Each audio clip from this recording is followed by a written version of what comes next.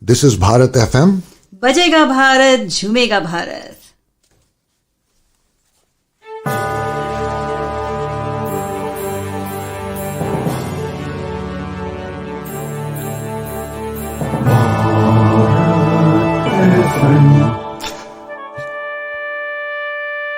ये है भारत FM. बजेगा Bharat, झूमेगा Bharat. Namaskar, Sat Sri Akal, welcome and adab. You are listening to Bharat FM, a one-of-its-kind, multilingual, eclectic provider of entertainment, information and news to Indian Americans. Headquartered in Cincinnati, Ohio, Bharat FM airs shows out of Cincinnati, Chicago and Phoenix. We take pleasure in our ability to cater to your bhakti, chusti, sfurti, shakti and masti needs with our audio and visual shows. Check out bharatfm.com for our online program schedule and archives. I'm sure the content will definitely tickle your senses. Tune in via the 24-hour web streaming on bharatfm.com or via the Bharat FM app. More information can be procured at 513-488-5070. दोस्तों नमस्कार, आदाब, सत श्री अकाल, वड़क्कम, welcome. आप सभी का Bharat FM के इस कार्यक्रम में जिसका के नाम है रूबरू में तहे दिल से स्वागत है और मैं हूं आपका दोस्त और आपका host Ashish Jha. So folks, before we begin our show today, let me tell you a little bit introduction about our guest tonight. A lover of fiction, both in writing and reading, Jayanthi Sankar enjoys expanding scope of her creative world. While living in her fictional world, most of the time she interacts with the characters she forms and shapes. So, writing a novel is more of a process that she truly lives and loves, and she's all into experimenting, especially in her storytelling. Dangling Gandhi was the winner in fiction, short story in 2020 International Book Award, American Book Fest. The Literary Titan Award was another international award it bagged apart from several shortlists and nominations. The title story Dangling Gandhi shortlisted in the second twist and Twain International Short Story Contest out of the 165 worldwide entries. Tabula Rasa is her third book and the second novel. She has been in several international panels of literary festivals such as Asia Pacific Writers and Translators, APWT 2018 at Gold Coast, Singapore Writers Festival, Seemanchal International Literary Festival, Asian India Pravasi Bharatiya Divas Writers Festival. Her previous novel, Misplaced Heads, was on the Eyelands Book Awards 2020 final list of historical fiction in Greece. It made its mark as an outstanding postmodern historical fiction. Also, a watercolor hobbyist, she has been a freelancer for more than a decade and a half, with 3 years of experience in journalism. Born and brought up in India, she lives in Singapore since 1990. So folks, without any further ado, let's welcome Jayanthi Sankar from Singapore and let's listen to her life story in her own words. Welcome, Jayanthi. Thank you, Ashish, for having me in Bharat FM. Thanks for inviting me. It's a pleasure meeting you. Thank you very much, Jayanthi. Same here. We are very thankful and feel proud to have you on our show and for taking your time out and coming here and telling your story in your own words. Thank you very much for doing that. Yes. So excited. I look forward to talking. So let's start from the beginning. And the beginning for anybody is basically, where were you born and how was your childhood days while you were growing up? My father was a central government engineer. So I grew up in all states of India. I was born in the southern temple city of Madurai, but I only visited Madurai during some of my school vacations. Other than that, I lived in so many states until Shillong, Meghalaya, in the northeast. So, so many states, so many cultures, exposed to so many different languages. And I was the eldest of the 4 children in the family. So I'd say I was not so exposed to the outer world until I was married. Okay. Before that, I used to be more protected and provided everything provided at home in a very, protected household. And I didn't read much, I would say. Whatever I read wasn't actually reading. I knew that only after I came to Singapore. And when I came to Singapore, the malls or the shopping paradise that it is, it used to attract people, all my friends who came from India and all.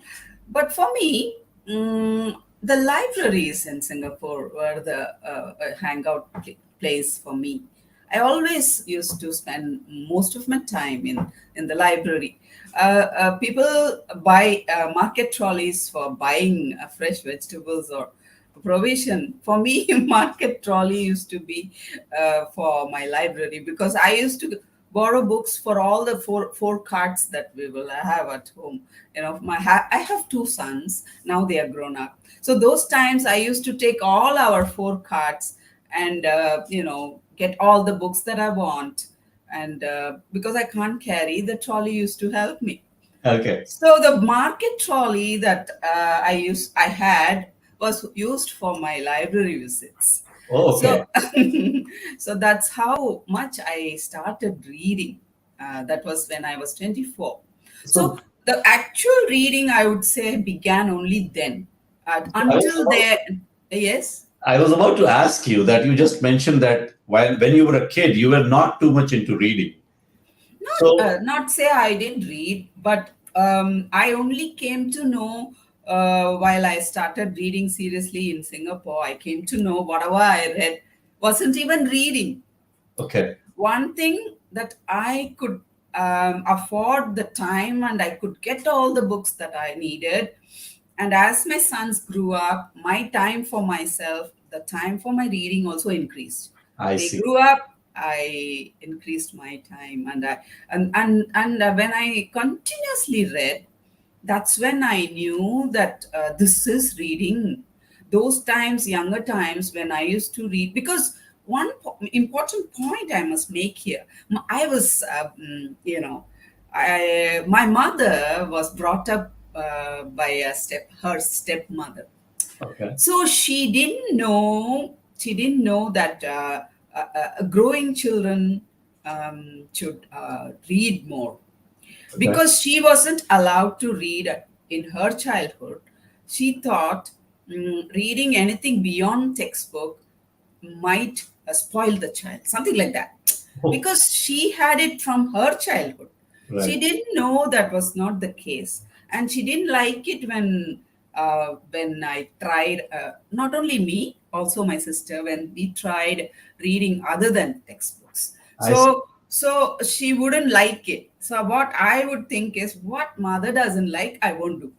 Okay. So that is one thing I came to know only afterwards, when I grew up and I had my own children.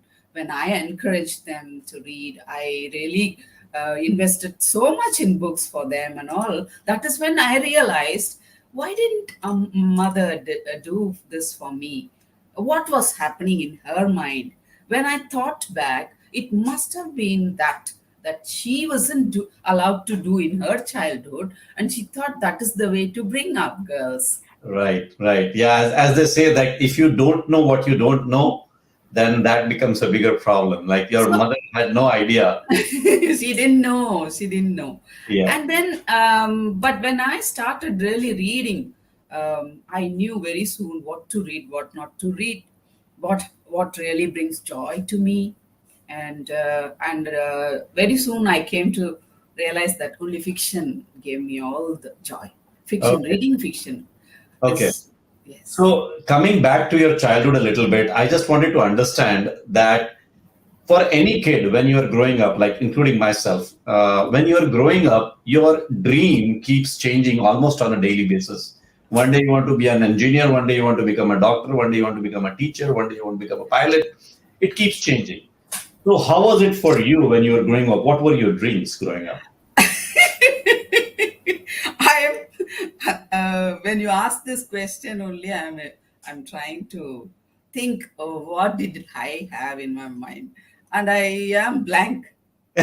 I didn't have any dreams, Ashish. Really? It Okay. might sound very incredible for people, but I didn't have any dream. I remember only thinking I shouldn't do what my father and mother don't want me to do. They have to Okay. be happy. I shouldn't make them unhappy. If I don't have to do this, I don't do that. Then they are not angry or anything. That is enough for me. Like I was the eldest of the four. Okay. So I realized they had three more children to take care of. Right. And I used to think, as the eldest, I should not give any trouble. I Okay. shouldn't do anything other than what I'm supposed to do. So you That's were all. one of those obedient good kid who just followed what Yes, the yes. parents say. Just study. That's all. Okay. No, So, but after you're done with your school, when you get into your college, you are at a point where you have to choose your career. How did yes. you decide on that? What was your thought Even process? then, yes, you have a very valid point there. At least then I should have had something in my mind. Even then, you haven't been thinking anything for yourself. You didn't expect anything out of life all the time. And suddenly for me to think it wasn't easy, it wasn't happening at all. I I remember I applied to a few colleges. I was asked to come for an interview or something. Then when the principal of the college asked me, "So what's the subject you're going to choose?" I was blank. Then so you don't know. She took out my, the 12th standard CBSE. I was so she took out. You have got the highest mark in physics. You go to take physics, and I went. That's all. That's what you did. You just went and you took Yes. it. Okay. So once you started learning physics or you graduated, I'm assuming you graduated with physics, right? What Yes. did you think after the graduation? Was that the right choice, or did any thought process happen after the fact? I thought, okay, so many of my classmates and my old school mates were going to write a bank exam, so maybe I should also write. No one told anything at home. Do this, don't do that, nothing. So I thought, okay, let me also try writing bank exams. I did write a few, nothing came about. Father asked me 3 times. So, are you going to apply for masters? Are you interested in pursuing? You've got fairly good marks. Do you want to? Okay, I will apply if you say so. That's all. I didn't have anything. But it so happened, it was very competitive. I couldn't get masters and all. Then my mother said, if she's not doing, not getting any bank job or anything, she's not going for any masters or something, then marriage. So 85 June, I completed graduation. 85 November, I was married off. You married already. Okay. So that is a very interesting point. So things change usually when you get married. There's a lot of things that change in your life, right? How was that experience for you? Did at any point you feel that, okay, now even though I am married, I mean, you did mention that all your life you never had any dream as such. You were just Yes. following what you were being told and you were just doing it. So after marriage, did it change or did it still After continue the same? marriage, right after my few years into marriage, say 5 to 6 years into marriage, was only focused on um, knowing what is happening to me as a person. Okay. What's happening to me? How am I going to fit into the new household, the Okay. new set of people? Because they are thinking differently, they are acting differently, their lives are so different, Mhm. so damn different from what I have lived in my parents' house. So that was the most challenging part for me because that's where I always think parents should expose girls to the outer world. I was so protected and kept under their wings, the parents' wings. So suddenly thrown into the outer world, another household, you know. And by the time I got to know this is reality, this is what life is, accept it and move forward. By the time both my boys were born. Okay. I see. With a gap of 5 years, they were born. And And the then you second one was born when we were in Singapore. right. So, and then you got busy with your family. Yes, as upbringing and all that. But even before the second one was born, my reading had started. So, at what point did that start? I was curious about that. At what point you Yes, thought that, okay, let me 90, try this. Let me see how this feels. At what point? And what was 90, the reason behind it? 1990, when my elder son was about 2, we came to Singapore because my husband got a job here. Okay. So when we came to Singapore, I didn't know I was going to be hooked to reading, Right. and I found so much joy in that reading. And So you very soon started as I an found out. experimental process. Yeah, Started yes. as an experimental process just to see how. Yes, because the books were a new world to me, because my mother was not around to tell me we shouldn't be reading other than school book, and I was not schooling anymore. I am already married with 2 Right. children, and uh, probably the child inside me. Was Uh, came out to experience all the books, right. blindly read and read and read. Right. It was such a lovely phase in life, and that reading only, shaped I, me as a person. Until then, I was kind of not at all matured, or not even, I would say I was a child even till then. Only after I started reading, I grew up. I see. In that sense, I grew up with my sons. Right. So, as a reader, I was a late bloomer. Therefore, by 29, I started writing. So, even writing was late in that sense, So, because, people by 2022, they are launching their first book these days. It's so easy for everyone to do that. For me, it was late. I was a late bloomer in all senses that way. okay. So But at what point you said at 29 you started writing? What made you feel that, okay, now I have read enough, now I should do something about it and I should write? What made you think that? it didn't happen that way. The thinking was totally different, because I was constantly reading and reading for the joy of it. I didn't even realize one thing. One important thing was happening inside me. There was a critic forming inside me, because I went on reading. I Right. didn't know there was a critic forming inside me. Oh, wow. One day, in the local print media, I always read the short stories they publish. One weekend when I was reading it, I thought, is this worth publishing? Is this worth going into print? I thought. Okay. But immediately I thought, oh, it's so easy to criticize. Have you ever done anything in life?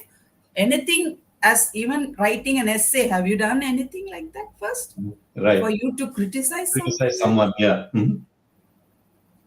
Then I thought, yeah, I've never done any essay also, let alone short story that I was criticizing about. Then I thought that week, nothing planned again. There was one early morning, one dramatic, cinematic dream I had early morning. And based on that, I just wrote something I wrote. I didn't even know if it was a short story in itself. And I sent to the same print media. And the following week, they printed it, they published it. Oh, okay. I see. So, That was so did that you? was unexpected.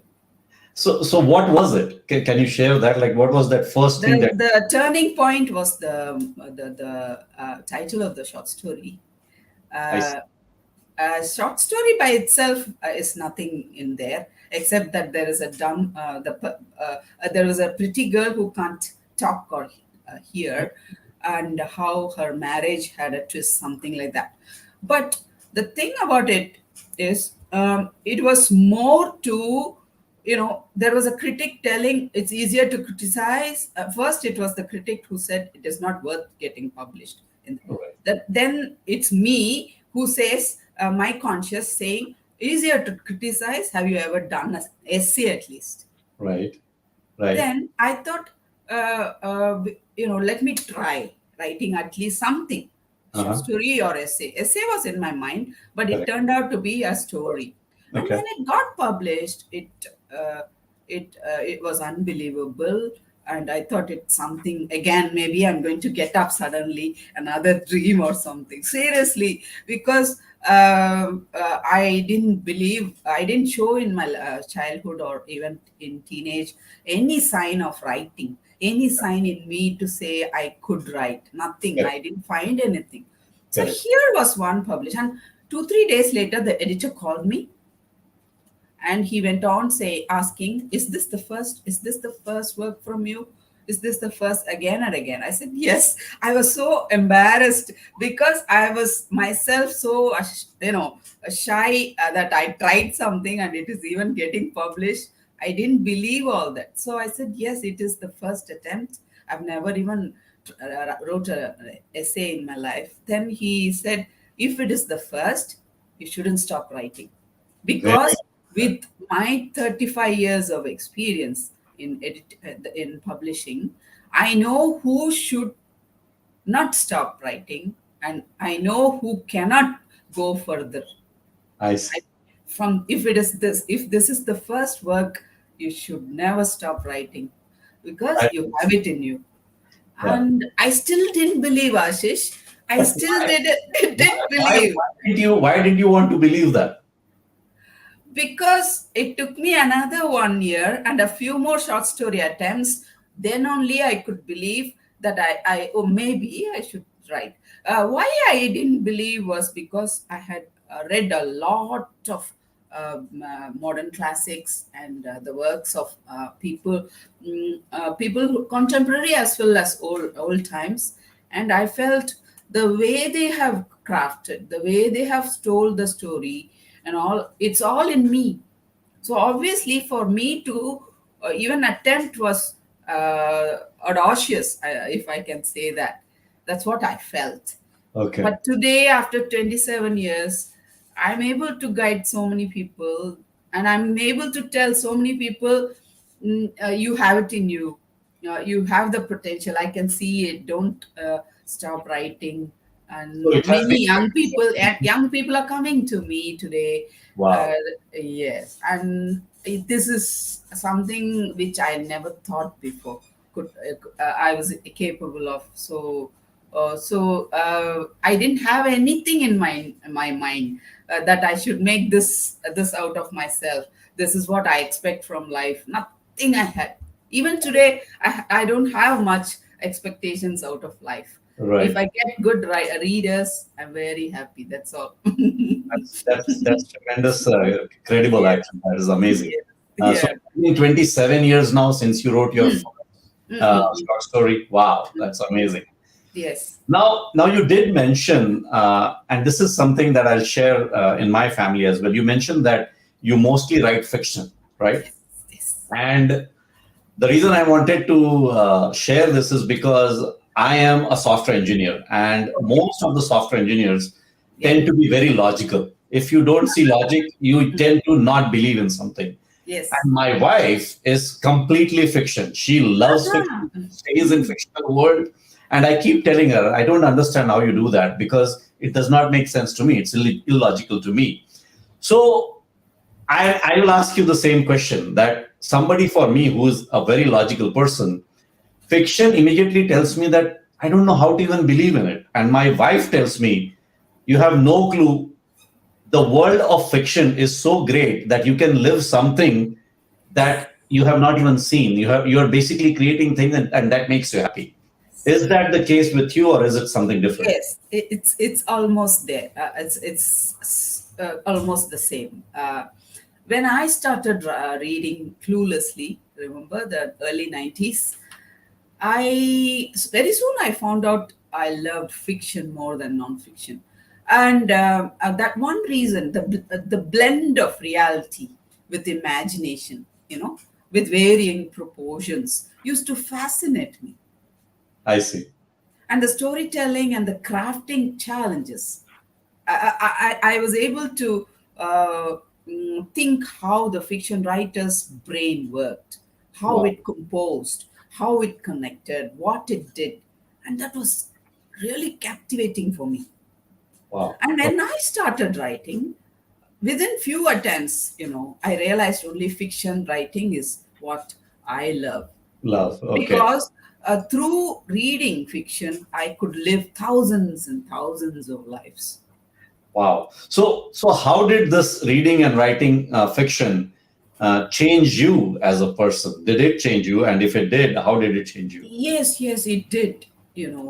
For example, if I can say, I can gain knowledge, information Uh, through various resources. And nowadays, it's limitless. The where you can get resources, non-fiction. I mean, right. it's there everywhere. Right. But the knowledge, I mean, where will you get wisdom? Right. Wisdom is never through knowledge, let me tell you. Wisdom comes from humanity, that comes from the characters that are peopled in the fiction. Because in fiction, it's not only about story. It's not just about story, driving you to follow that protagonist going forward, having so many problems, how it is solved, how he ends up later in the last part of the novel. It is not just that. It is the story arc, yes. But through that, there's a backdrop, there is a plot, there is a theme, and there are unsaid words. The author wouldn't have said certain things. Right. There are abstractness where the reader is able to imagine to fill. And that imagination going on to fill the gaps in the fiction is called reader's participation. And it is only possible in fiction, let me tell you. In non-fiction, you're going to be factual. Yeah, you have to You're be very going to be all statistics, facts. Right. That is knowledge. right. But in fiction, your brain is working as a human because you're living that character. Absolutely. Yeah. You are getting into the shoes of the character. Correct. You're trying to solve it Right. your own way. By the time that page comes where he is solving it in his way, and you're Right. getting to know something which your brain didn't Think about. Yeah. And either you're agreeing to it or you're disagreeing to it. That is different. Yeah. But it actually forces you to think. Yeah. So much of human connect there. Connection. All right. So what happens is the empathy in readers can really increase like anything. And therefore the emotional quotient of it. Right. Right. Only reading and of course later on writing shaped the person that I am today. Because of that reading fiction, because I'm reading so many lives. I'm living so many lives through that reading. So it's not about. Some people ask me, why don't you write non-fiction, or why don't you reflect your own life? Right. Yes, I will be one. Maybe in future, when I do, it will be a memoir. Yeah. Absolutely. Yeah. And so this is the fiction. So fiction is very important for humanity. Let me tell you. Right. For the civilized world that we are living, if it has to be human, it has to stay civilized. It has to stay as human as possible. Then we need fiction, more fiction than non-fiction. Non-fiction is everywhere. I completely agree, because I feel that fiction is more difficult because you have to think out of the box. Yes. You have to think something that others might not be thinking about. So tell me one thing, has it ever been challenging for you to every single time think out of the box and think different? Because I feel that once you do a couple of them, then your mind kind of tries to go towards the same thing. How do you change your mind to think something different and present it in a different way? Most of the times, for example, my first novel is Misplaced Heads. The latest second novel is Tabula Rasa. Mhm.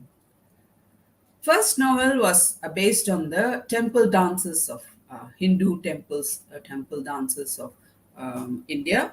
And I covered about 1,000 plus years in that historical fiction. It's a historical fiction which has the ancient threads, but there are contemporary threads also going on. Mhm. So the backdrop is that. It is so for that I do research and I'm getting that. So that itself gives a flavor. And when I'm peopling it with the ancient people, the contemporary people, these people are mostly women. It happened to be like that in that novel. So, so when I am creating characters of dances, contemporary as well as ancient, Bharatanatyam or Odissi or Kathak, the dancers are my characters, and we will know how they think or act.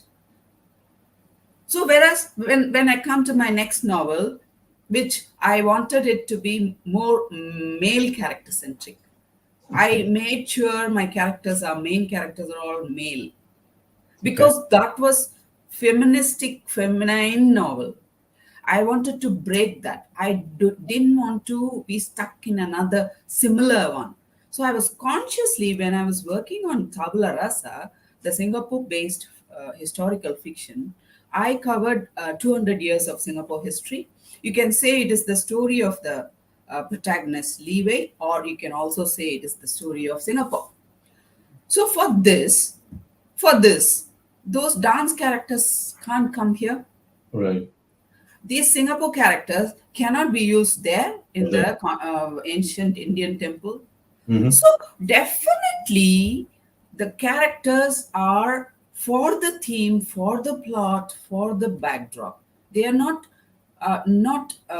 what to say, repeat. They cannot repeat. They won't repeat. Okay. Depending on the theme, Hmm. the backdrop, what we are talking about, what is the issue we are talking about, depending on that, the characters will vary.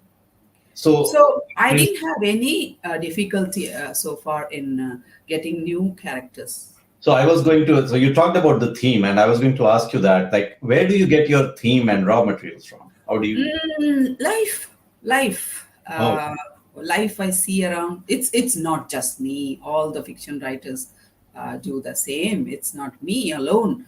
So all my characters are from my life, the life I see, the people I see, the lives I hear about, and but the thing about my writing is I play with the perceptions of an issue. hmm. For example, I hear about a person undergoing some crisis, and it touches my heart. It kind of disturbs me. It's always there in me. Even if I want to forget, it won't go away from me. It stays in me. It comes up sometimes. I think about it. Why did it happen? Poor thing. How could he have felt that time and all that? You see. So I'm empathizing there. I'm living already, starting to live what he Right, went through. right, But right. here, what I will do before I really write a novel or create a character out of him, I will think about the perceptions. What are the other possibilities to this Oh, okay, crisis? okay, Or if he was another person that I know. For example, that same person, if my brother was in that place, what he would have done. If I okay, was this kind of processing really can help us when we really create a character. And my okay, characters are, blend of 2-3 people. And okay, mostly I'm never there in any. okay. So now the next question, since you mentioned about the characters, the next question that I have is, does the plot come first or does the characters come first? Not the theme and plot. Okay. Theme plot issues. Characters can come later. Okay. Okay. But on rare occasions, like one short story that I had written in the Dangling Gandhi, that book, there is a short story, Pankawala. That Pankawala short story was based on the character, Oh, okay. which is rare, at least from my writing experience, whatever I have gone through in life, in my writing life. Mostly the issues, the backdrop, and how I'm going to tell it, where I'm going to place the story, who are the people who are going to go through that, arc. But Okay. this Pankawala was one that I did based on the one character. And there's a story behind also. It's very interesting also. Well, So, yes. So okay. But that was, mainly it is the plot first. yes, plot and the theme, backdrop, Okay. Okay. issues, yes. Okay. So my next question is, what do you think is the future of books or literature with the visual media dominating these days? Yes, we are hearing so many stories, right? We get to hear big publishing houses closing down for good. Even the recent one, and it's not some startup or a smaller one. These are like big Big name. giants. Yes. No. In my perception, literature is a guide to life.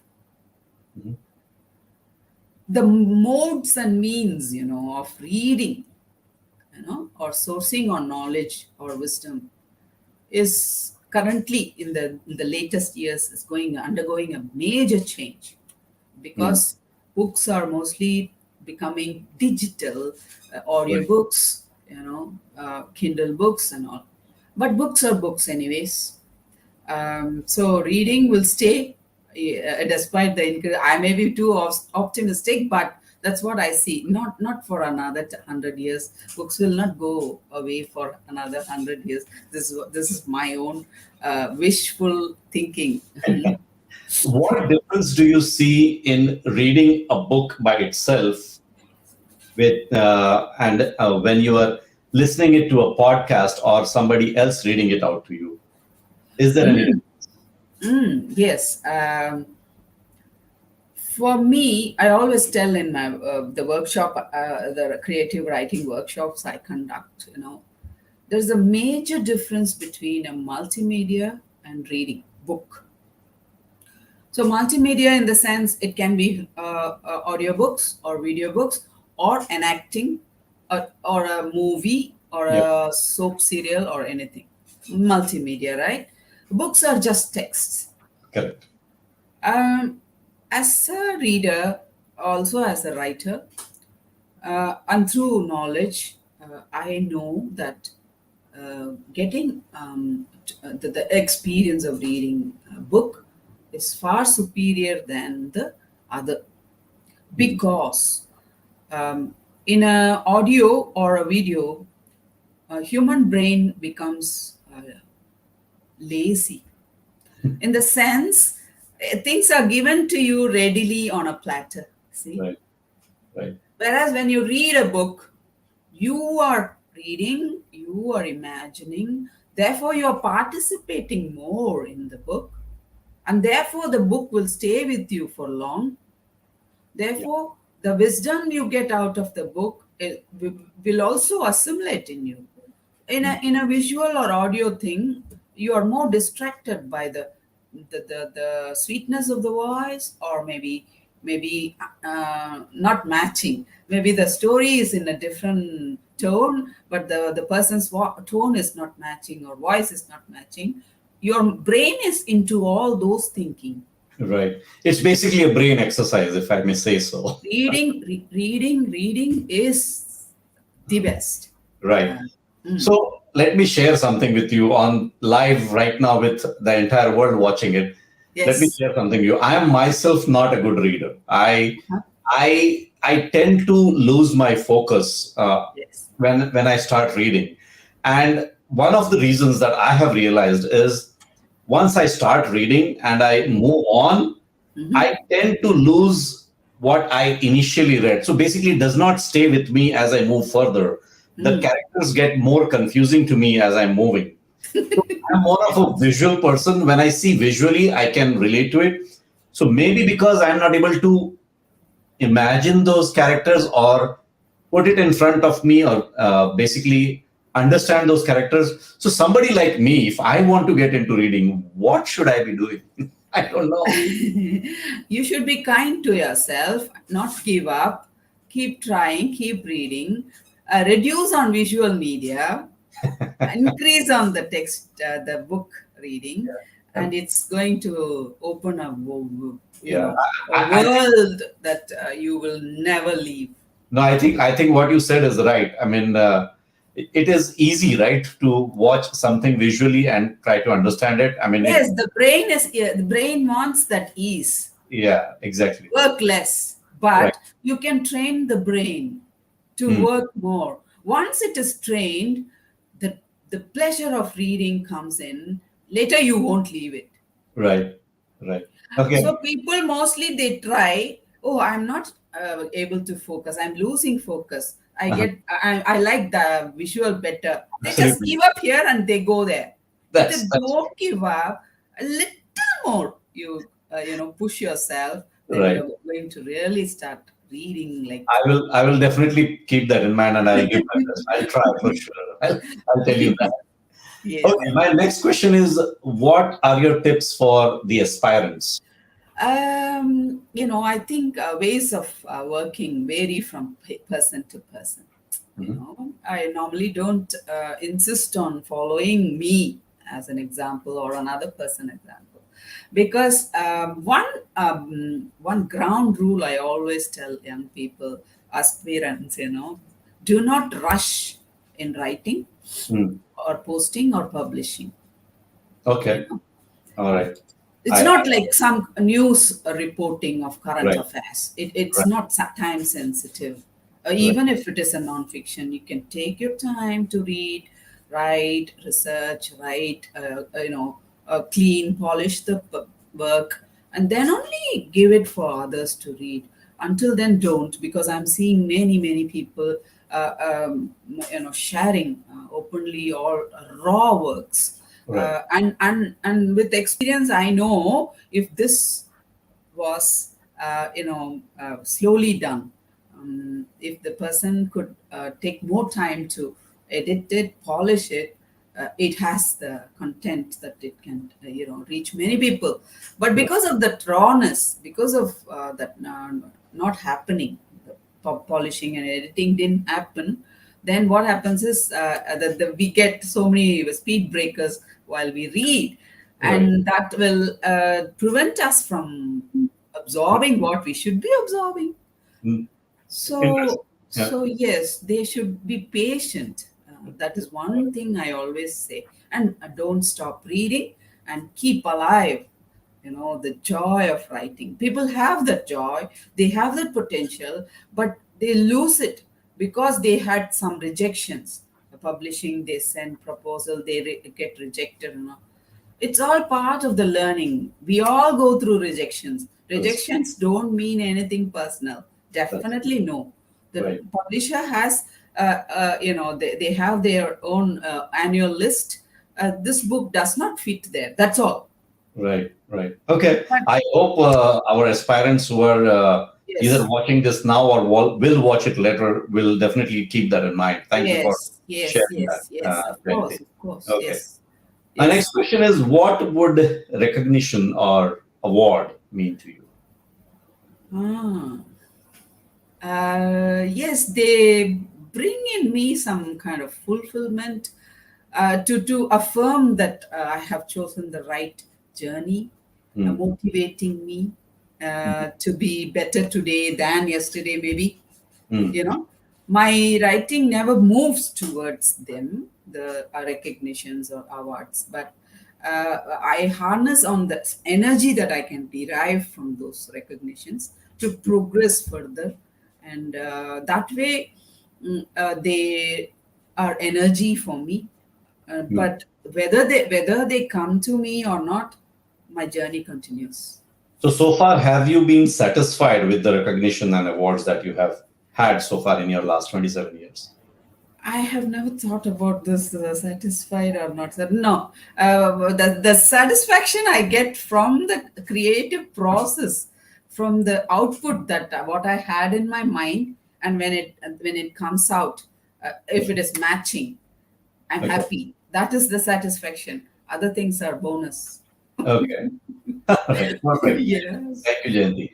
Yes. Now, tell me, what is the role of novels in the contemporary world? Fiction, to many people who don't know what fiction really is or creativity really is, they think it's something you're making up a story. But the role, of fiction is far more than that. Just now I also said that if you can classify short story, which is also a fiction, as a minuscule of life, then we can consider novel as a large piece of life. And through reading a novel, a reader, lives, like I said just now, so many lives he can live and events, and he is able to empathize. And Milan Kundera, he says in his Art of Novel, he says, the novel is a meditation on existence as seen through the medium of imaginary characters. I can't agree more on that. I have really experienced it through my reading and writing of novels. So, novels will make the world a little more livable, little more better place to live. Perfect. Thank you. All right. Now, what does SM mean to your writing journey? Social media. Okay. Social media. Yes. We have come to a place where we cannot live without social media. If someone is going to say I'm not in social media, then he's as good as half alive. That's how it is nowadays, isn't it? That is We true. all know that. Yes, yes. So the world is becoming more virtual and more visual. Yep. And in the past 3 years, social media, personally as a writer, has helped me get some good visibility for my books, Okay. for me as the author. And so the visual world is having a lot of advantages, like connections and ripples of constructive meetings like this, for example. So, Right. so yes, it's amazingly fast, right? And in that sense, it's favorable for people who are constantly writing like me. Right. So yes, yeah. So it has actually helped you than actually harm you, right? Yes. It depends on how a person uses the Uses it, social right. media. Right. People, if they know where to put a stop, where to use, they will know how to use it properly. Otherwise, yes, young people, I say, I got up, I yawned today morning. They put up in Insta, I had a cup of tea, half of it spilled over my bed, they will put up. What are you achieving by all that? Are you saying that you're living? I'm living, I'm drinking, I'm eating. But there are very good ways to use social media. Social media, And yeah. people are doing it very well. That is true. That is true. Okay. Now tell me, do you think self-publishing is still seen differently than the traditional publishing? Until recently, traditional publishing was seen as something of the elite, something that is of the elite authors and all. And self-publishing was seen as something low. But in the recent years, especially with so much of increased social media presence in the past 2 to 3 years, especially, the self-publishing has increased so much that the myth is already dissipating. It's no more there, in my opinion. Yes, I am a traditionally published author, but I'm not a self-published. But I see so many people doing very well. So many books, self-published books, are doing very well.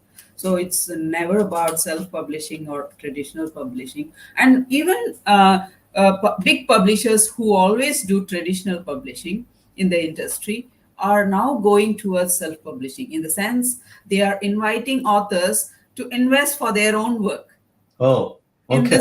their imprint, in their logo.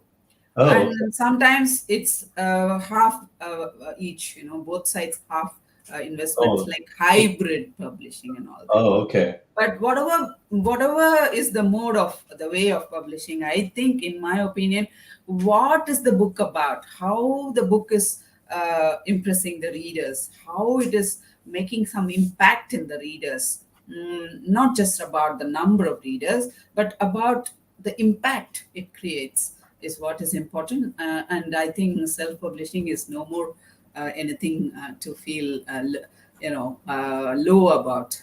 Oh, It's the trend now. Everyone is doing self-publishing. very nice. Okay. Uh, what would have Jayanthi Sankar been if she was not an author or a writer?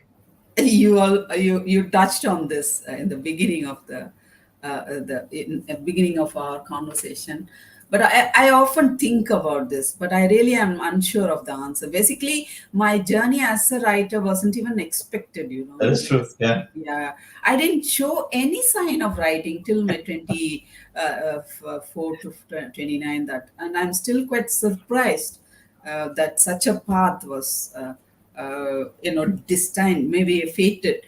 I don't know where else I would have fitted better. That also I don't know. This could also be because I didn't have any expectations of life, and I didn't set any goals, even the fundamental ones, like people, this is what I'll become a teacher, I'll become a doctor. Nothing. I might sound unbelievable, that's how it is. And but my close friends, my siblings, my family, they will know what I mean here. Right. Otherwise, other people wouldn't know, can't even believe, is it even possible for a person without any goals in mind to come this far? Right. But it has happened. I am the living example. My close people will know me. They know me, they will believe when I say this. Absolutely. Absolutely. Yes, Now, yes. one interesting thing that when I was introducing you, I realized you mentioned about watercolor hobbyist. What Yes. exactly is that? Oh, okay. It's another window that opened in 2017 Okay. when I was in India. Again, a critic in me. When I was in India, I was going to fly back to Singapore in 2 days. There was one cousin of mine who came with her nephew, a niece, a little girl. She had some painting in her hand, and they said, we are going to frame it. And I thought, is this even worth spending money on framing it, or spend time on going there to do it? And I was sure she was doing because that little girl was happy for that. Okay. I know that. But it was done not by the little girl, it was done by an adult. Oh, And yes. And I thought, is it even worth framing? Then, have you ever touched a brush? Have you ever touched a pencil, at least to draw something? Have you done anything in life? no. And I came back to Singapore. I forgot about it. But Okay. the same week, I took out some pencils of my son's school times, some pencils in the drawer. I started doing something, pencil works. Within a week, I went into charcoal. On third week, I was into watercolor. Wow. And that is when I started searching for online resources, and I taught myself watercolor painting. And You keep reinventing yourself, looks like, without. yes, in a way, yes. And so that was in 2017 I started. 2018 end. Library Board of Singapore, National Library Board Singapore, they gave me space for one full day solo exhibition. Because by then, in 20 months, I already painted about 600. Oh my. 20 months, 600. And out of that 600, I chose, selected about 200, 250, and I held an exhibition. How was that experience of having an exhibition of your own? How did that go? I have the video of it was 2 hours video and very good photographs, and it was such a hit. The so many people, about 500-600 people visited. Of course, there was no selling because library did not allow me to sell. So, Right. but they promised me that we will have another one where we will sell, where we will connect, we will collaborate with some charity. I suggested we can collaborate with some charity, and percentage of my works, whatever is sold can go there and all. But by then we had COVID, and that's it. So we await. Maybe after everything is over, I will again. Yeah, that's how I started, and it is so meditative. Watercolor painting is so meditative. It's something I taught myself. Of course, even writing was taught to me. No one taught me. Right. But That's what I was about to say, that your story is so fascinating. I don't know what more you're going to find within yourself in the coming years. yeah, even I am interested in knowing that. I'm sure, But yeah. the time has to come, then I will know. Oh, okay. So Oh, okay. This is also something that I can do. yeah. Right. So Now, coming to that point, I definitely wanted to ask this, and I did not mention in the intro that I gave to the audience. You acted in an important role in a short film by an accomplished director. Can you share a little bit yes. about There is one person, he's also called Marudan or Pasupati. There are two names he has. He had come to Singapore to do a short film, and they're working on it, the post production and all. And the COVID has upset. They were supposed to come to Singapore again to release that short Okay. film, and they wanted a psychiatrist doctor role. So they gave that to me, and they were also playing with me, perhaps. It was a fun experience. They said I could do it, and they said I was able to do the role well. I fitted in the role or something. So I'm also waiting for that launch. Was that the next invention about yourself? No, I don't think nothing happened after that, right? Two years now, COVID all over. Nothing happened further. Only Okay. if something is coming forward, Yes, then yeah. we will know. Maybe yes. Okay. All right. So we are almost coming to the end of this discussion, and I'm telling you, this has been a wonderful discussion. Oh, Your life story, your experiences, and your reinvention of yourself over time, it has been just amazing. One last question that I have for you is, what do you have in your mind for future? Although pandemic has basically taught everyone, there's nothing that you plan and it happens. There's nothing like that. But you still, as a human being, you still think, you still dream. Whether it will happen or not is a different story altogether. So, what do you have in your mind? What are your dreams that you would like to fulfill in future? My dreams, after I have started writing, most of the times my dreams are to do with the fiction that I'll be writing. I'll be living that character. I will be always in that world. This is my way of. I never, aspire to become this and all. No, never. It's more of the fiction all the time. That said, I have one socio-psychological novel that I'll be writing. It's work in progress, already doing. And another one is also waiting, which is magical realism. Two works I'm going to do, and Okay. another global anthology of short stories from all over the world. All writers can participate. It was announced last year, but for some other reasons, it got postponed. So maybe this year, at least towards the end of this year, I hope to announce again. I'm looking forward to doing that work also, and of course.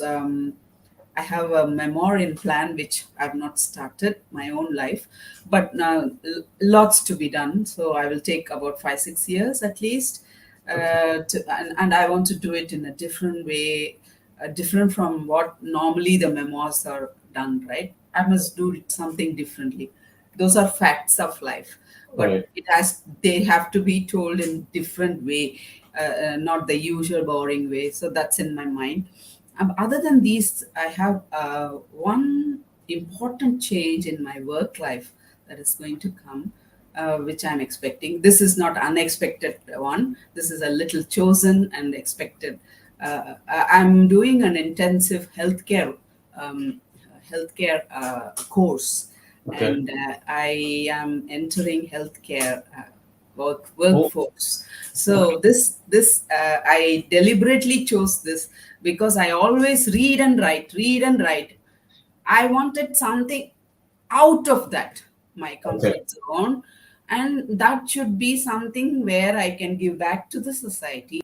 And Right. healthcare is where people are always needed, right? These Yes. years. Yes. And I thought that is where I can really give back. That is where I can meet people, and that's what I wanted. This I have chosen myself, Ashish. Normally, I didn't choose, right? All my life, I didn't. This is yours This first is time. one thing I have chosen, yes. That's And the course is complete, coming to an end in May. okay. So after What May, exactly is that? How are you going to serve in the healthcare industry? What Uh, exactly? this course is covering so many things: radiology, pharmacy, medical, medicine dispensing, frontline registering, admission, discharge. Everything is a module. ECG is one module. Care of wounds is one module. So each module, each week we are doing, and from next week onwards, it's clinical attachment. We are going to be, each student is going to be attached to a hospital or polyclinic to and those 6 weeks there are 6 different branches we will be having hands on. So even in one in even in the modules that we are learning, one Zoom lesson, one in-person lesson, third day is practical lesson, fifth day is the practical assessment and orals. So every week we have been doing so there are at least 20 areas that I can fit in. Wow. Medical social worker I can become. I can. So there are so many options for me. I will know by the end of this course where I can fit and Okay. learn and contribute. So Okay. that's how I'm. That's amazing. I mean, this is one way of giving back to the society, to the community, and Yes, being part of doing something for the community. Yeah, that's yes, amazing. yes, That's amazing. yes. One last thing I wanted to mention. Here's the comment from one of our very, very topmost fan of Bharat FM, if I may say, Jayan Joshi is from Pune.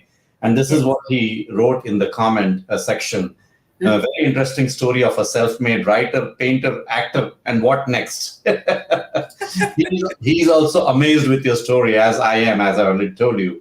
And there will be more people who will look at this video later once we have it archived. Anybody can go back and they can watch the Yes. entire video. Yes. So it is very inspiring, very different, very unique for sure. And I cannot thank you enough for coming here and sharing with not just with us, but all our audiences all around the globe who can come back and get inspired and understand you, understand your story, and have a different way of thinking life, of thinking reading for that matter, including me, and trying to make a change in the society the way you are trying to make. So thank you very much, Jayanthi, once again for coming on this show, taking some time out of your busy schedule and sharing your life story, life journey with all our viewers and listeners. Thank you very much. Thank you, Ashish, and thank you, Bharat FM, for such a good opportunity. And I didn't expect myself talking so much. You asked a question such that I was able to. Even I didn't know I had this much in me. I've never talked so much about myself.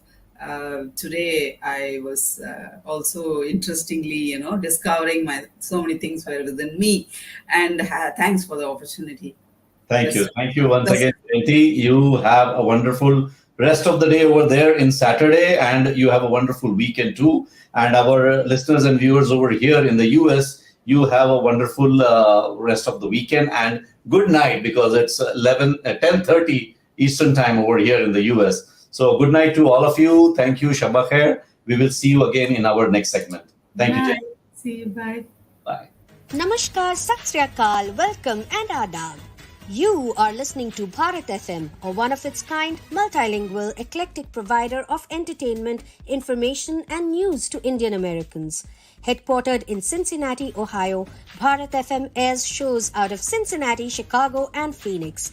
We take pleasure in our ability to cater to your bhakti, chusti, sphurti, shakti, and masti needs with our audio and visual shows. Check out bharatfm.com for our online program schedule and archives. I'm sure the content will definitely tickle your senses. Tune in via the 24-hour web streaming on bharatfm.com or via the Bharat FM app. More information can be procured at 513-488-5070. This is Bharat FM. बजेगा भारत झूमेगा भारत.